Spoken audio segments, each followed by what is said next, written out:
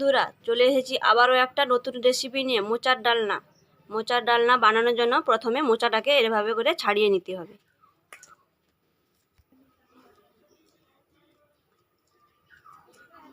এইভাবে এগুলো তুলে নিতে হবে।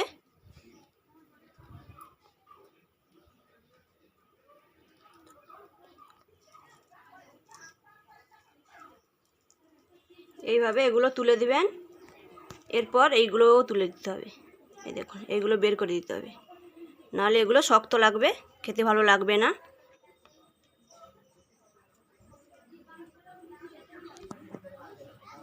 দেখুন বন্ধুরা, ছাড়িয়ে নিয়েছি মোচাগুলোকে। এটা ছাড়াবো না, এটা আবার ছোট ছোট করে কেটে নেব।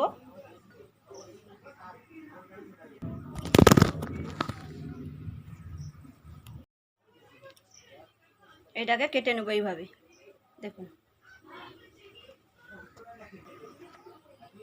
মোচাটা কেটে নিয়েছি ছোট ছোট করে। দেখুন, এরকম করে কেটে নিতে হবে। এবারে ধুয়ে নেব।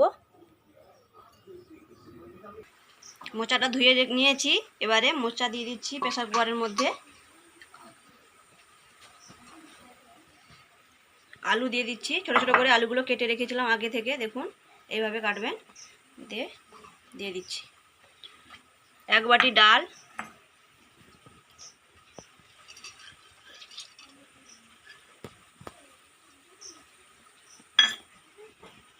পরিমাণ মতন জল দিচ্ছি, এক বাটি জল।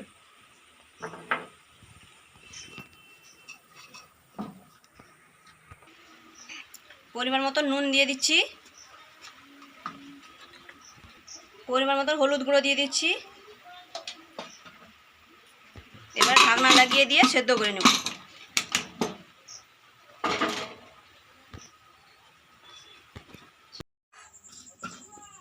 সেদ্ধ হয়ে গেছে, এবারে দেখে নিন। দেখুন কিভাবে সেদ্ধ হয়ে গেছে। দেখুন কিভাবে সেদ্ধ হয়ে গেছে। দেখুন,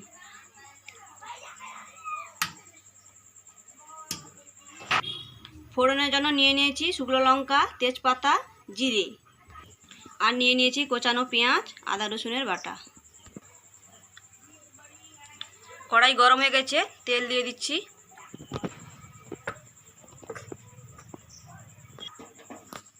তেল গরম হয়ে গেছে, এবারে শুকনো লঙ্কা আর তেজপাতা দিয়ে দিচ্ছি।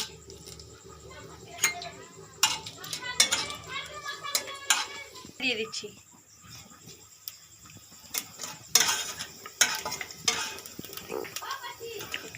গোটা জিরে দিয়ে দিচ্ছি। কুচিয়ে রাখা পেঁয়াজ দিয়ে দিচ্ছি।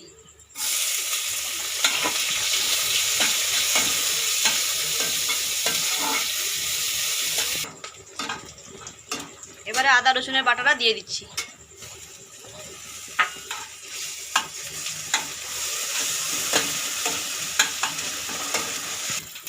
লঙ্কার গুঁড়ো, হলুদের গুঁড়ো দিয়ে দিচ্ছি।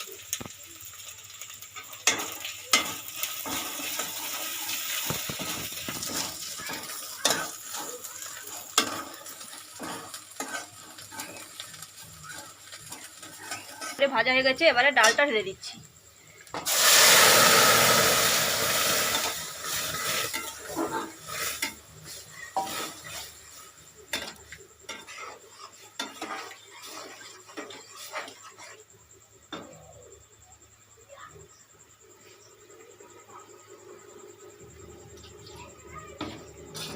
অল্প একটু জল দিয়ে দিচ্ছি। সেদ্ধর সময় নুন দেওয়া ছিল, এই জন্য অল্প একটু নুন দিয়ে দিচ্ছি। ভালো করে নাড়িয়ে নিচ্ছি।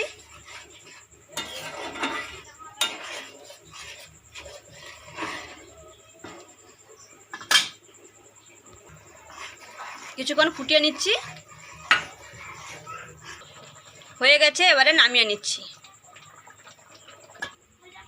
হয়ে গেছে, নামিয়ে নিয়েছি। দেখুন, এই রেসিপিটা গরম ভাতের সঙ্গে খাবেন, খুব টেস্টি লাগবে, খুব খেতে সুস্বাদু লাগবে।